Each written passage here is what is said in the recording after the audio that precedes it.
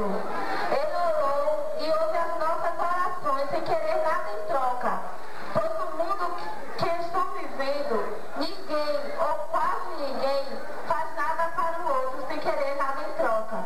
Ele chorou e é o nosso consolo.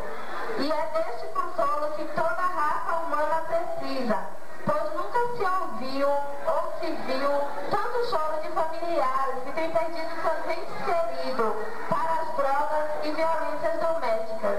Ele foi vendido por algumas moedas e nos comprou com seu precioso sangue. Ele deixou-se ser preso, sendo o libertador do mundo cativo e oprimido. Ele foi levado ao matadouro como cordeiro, sendo ele o bom pastor. Ele foi desprezado pelo seu povo e mesmo assim o perdoou. Enfim, ele deu a vida por todos nós e morrendo